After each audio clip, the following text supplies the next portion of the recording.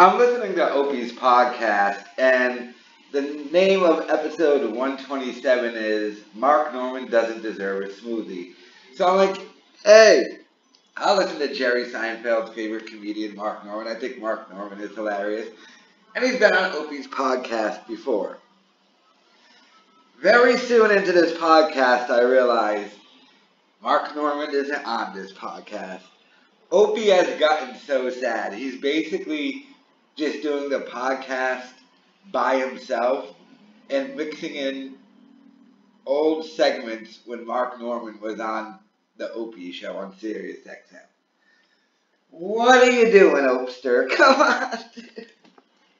I mean, which is fine. If Opie wants to do a podcast and just talk, that's fine, but don't play clips of your own shit. What are you, me? What are you doing, dude? This podcast is in a sad state. I think it peaked having Louis J. Gomez on, and we all know Opie will never go on Legion of Skanks. He's too afraid for some reason to do that. He'll walk up to someone on the street and want to fight him, but he won't walk into a room of comedians and try and be funny.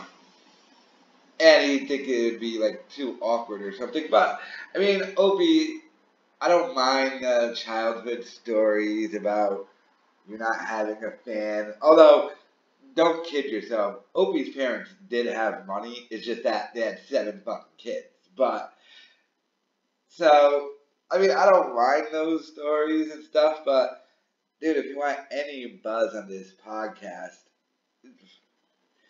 give Anthony a trashing. Talk about that interesting, dude. I mean, you were fired by Westwood 1. And now first of all, this is a new one, by the way. Because for the past month, Opie's just been dropping reruns of his own podcast. Who does that? Have you ever seen a podcast drop a new podcast, but it's a rerun of an old podcast they did? Just don't do a podcast that fucking day or week or whatever. Ugh, it's a sad state for the Opester.